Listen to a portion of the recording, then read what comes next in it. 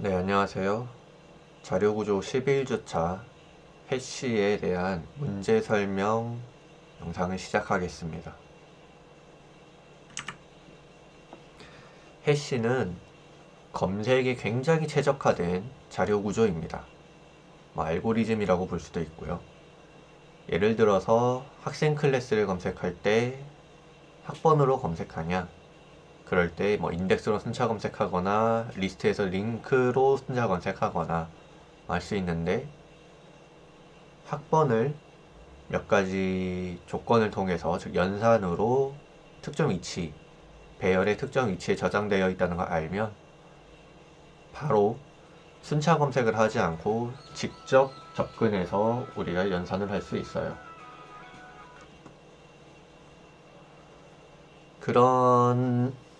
이런 방법을 해시라고 하는데, 우리 이영석 교수님 영상에서 좀 더 자세하게 다뤘을 거라 생각을 하고,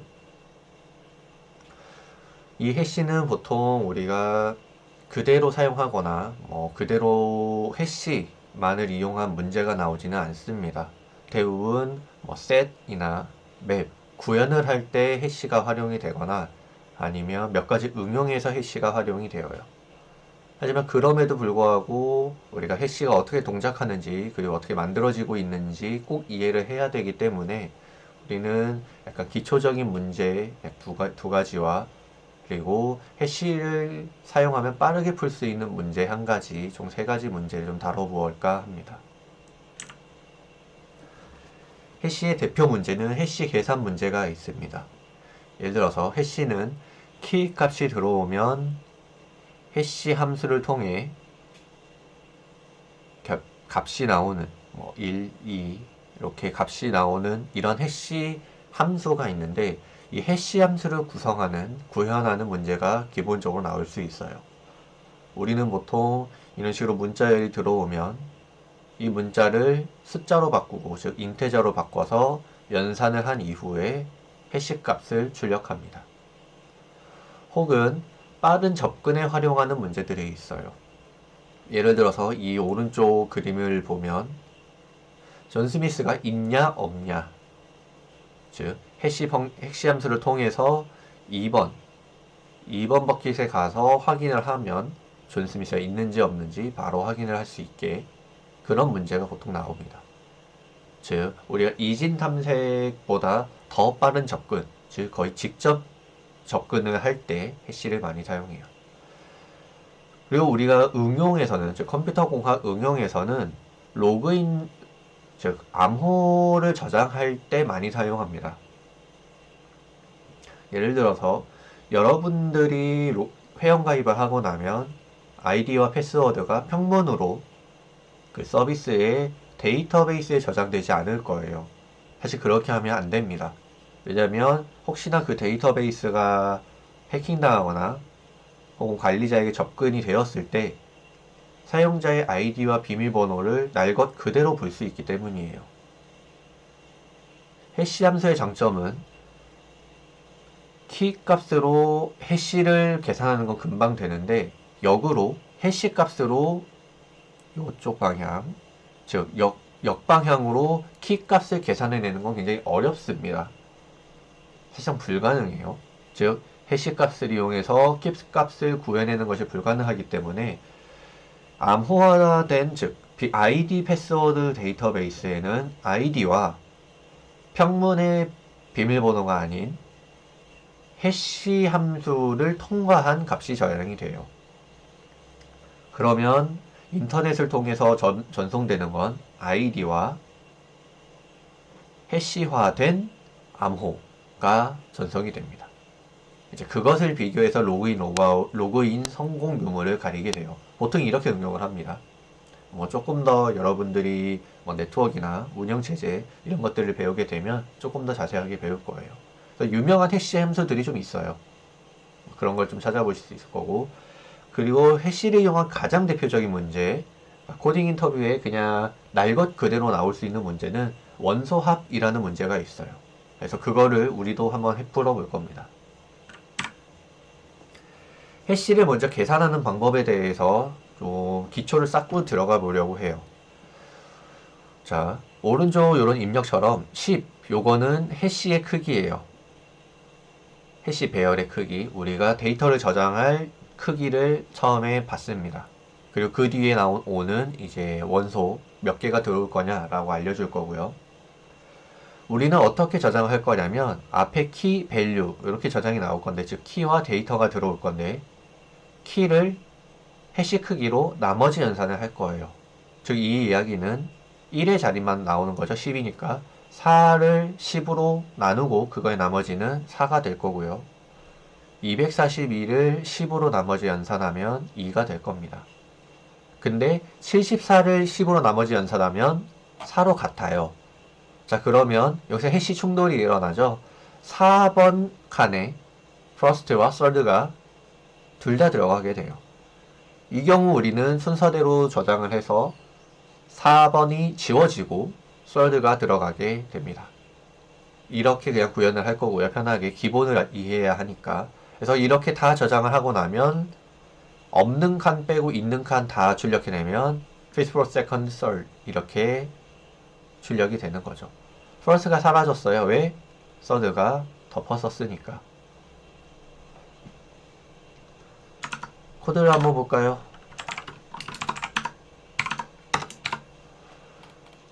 자, 처음에 요거 10 이 숫자를 받아오고 그거만큼 값을 저장할 해시 데이터 버킷을 만들어냈어요. 그 다음 get hash라는 함수를 통해서 이 해시 값에, 즉 해시 위치에 컨텐츠를 저장하는 거죠. get hash는 어떻게 생겼어요? 키와 버킷의 크기가 들어오는데, 즉 해시의 크기가 들어오는데 이걸 단순히 나머지 연산하고 있어요. 그쵸? 나머지 연산은 반환해서 그 나머지 연산 반환자의 컨텐츠를 넣는 거죠. 그렇게 해서 널이 아닌 것, 즉 빈 칸 빼고 다 출력하는 거니까 네, 순서대로 이렇게 출력하면 될 거고요. 자, 요 파트에서 이 해시라는 인테저 값이 first와 third에 둘 다 4가 나와요. 그래서 여기선 덮어 씌워지는 거죠. 여러분들이 이거 쉬운 문제지만 해시가 어떻게 동작하는지 이해하는 데 굉장히 도움이 많이 되는 문제입니다.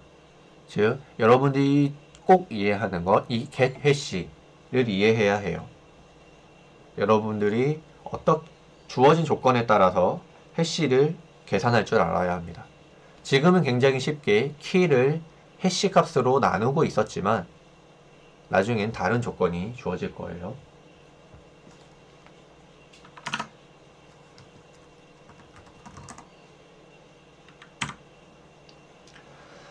자, 그 다음은 우리가 아까 이야기했었던 로그인 암호화, 즉 패스워드 암호화에 대한 것을 한번 해볼게요. 자바의 해시 코드라는 기본 오브젝트마다, 즉 클래스 객체마다 가지고 있는 해시 코드라는 함수가 있어요. 기본 함수예요. 그 중에 문자열, 스트링의 해시 코드는 이런 규칙으로 계산이 돼요. 한번 가볼까요? 자, 문자열, 즉 스트링 클래스의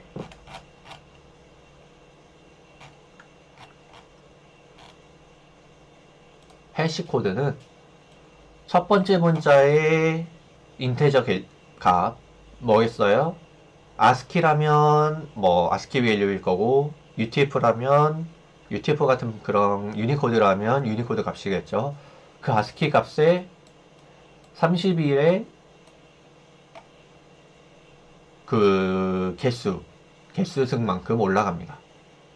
그렇게 해서 마지막에 0번까지 가는 거죠. 그걸 다 더한 값이 스트링의 문자열의 해시 값이 됩니다. 이렇게 계산을 하고, 자, 이러면 이거 어디서 돼요? 어떻게 돼요? 스트링 문자열 객체가 여러 개라도 만약에 내용이 같으면 해시 코드 값이 같겠죠. 이해되세요? 문자열의 객체는 여러 개일 수 있는데 그 객체마다 가지고 있는 값이 다르겠죠. 근데 객체가 여러 개 있는 것 중 내용, 즉 스트링 내용이 같은 애들이 있을 거예요. 있을 수 있어요. 그래서 여기 보면 equals에 사용한다 나와 있어요. 내용이 같기 때문에 아무리 객체가 달라도, 즉 저장되어 있는 메모리가 달라도 해시 코드가 같아서 저 해시 코드로 연산을 합니다. 그래서 equals를 하면 우리가 보통 스트링을 할 때 는 두 개를 치면 같은 내용이라도 펄스가 나오죠. 객체가 다르기 때문에. 하지만 equals를 하면 같다고 연산을 해줘요. true가 나와요. 내용이 같으면. 그 구현이 이 해시 코드를 이용하기 때문이에요. 스트링의 equals는 해시 코드를 비교해요. 이렇게 구현이 되어 있고, 그래서 이 스트링의 equals를 위한 즉 해시를 한번 우린 계산해 보려는 거예요. 아래 규칙으로 한번 암호를 저장한다 라고 해볼게요. 암호가 들어오면, 즉 평면 이렇게 데이터 스트럭처라는 암호가 들어오면 우리는 이걸 다 대문자화하고 다 소문자화해서 그거의 해시 코드의 합을 출력해 볼 거예요. 그렇게 데이터베이스에 저장을 한다 라고 간주를 해 볼게요. 즉 이렇게 트루 케이스로 다 소문자로 만들고 투 어퍼 케이스로 다 대문자화하고 그거의 해시 코드, 이거는 int가 나오는 거죠.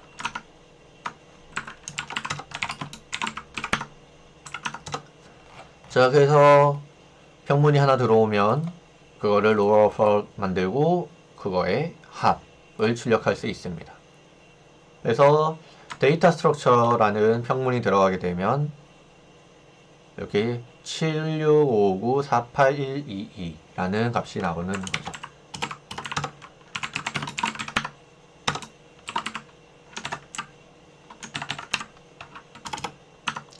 저 소문자와 대문자를 출력도 해볼게요.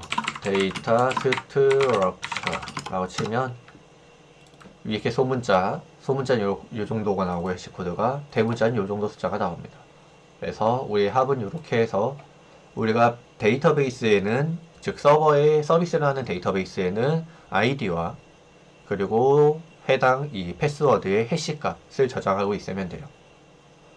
그럼 사용자는 로그인을 할 때 평문을 치고 나면 암호 아이디와 해시화된 저 7659481122가 전송이 되어서 서버는 그걸 비교해서 로그인 성공 혹은 로그인 실패를 알려줄 수 있는 거죠. 해시의 대표적인 응용이고요. 그리고 해시를 이용한 굉장히 유명한 코딩 테스트 문제가 있어요. 자, 2, 7, 11, 15 이렇게 인트형 배열이 주어졌을 때 이 중에서 두 개를 합해서 지정된 값을 만들 수 있냐, true or false로 출력해라 라는 문제가 있어요. 예를 들어서 2, 7, 11, 15가 주어졌을 때 9 만들 수 있나요? 그쵸? 2와 7을 더하면 되죠. 10은 만들 수 있나요?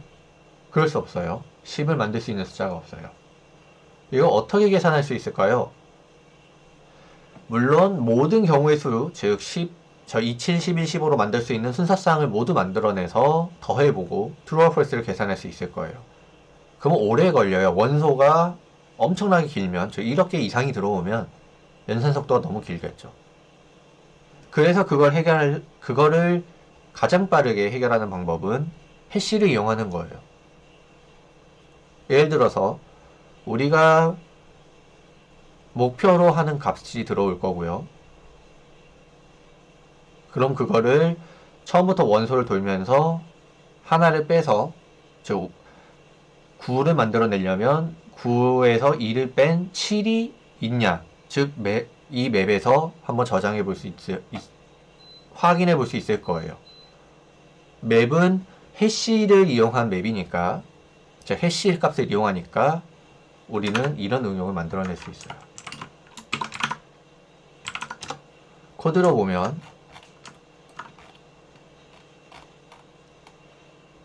맵을 만드는데 그때 빠른 접근을 위해 해시를 만들 거고요. 해시 맵을 만들 거고, 타겟이 들어왔을 때 이 타겟을 어떻게 탐색하냐면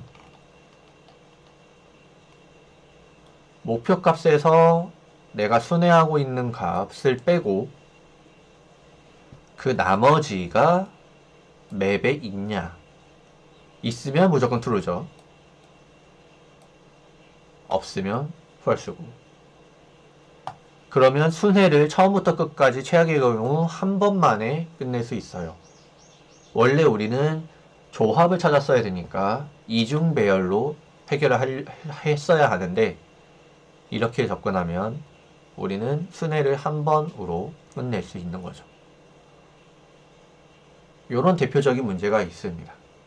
여러분들이 꼭 풀어보시고 이렇게 3개의 문제, 적어도 해시 계산, 그래서 빠른 접근을 이용한 배열 원소 합, 그리고 비밀번호 암호화에 대한 응용까지 이 3문제에 대한 거 꼭 직접 한번 풀어보시고 그 다음에 그걸 가지고 금요일날 오시길 바랄게요. 오늘 해시에 대한 문제 설명은 이 정도로 하겠습니다. 감사합니다.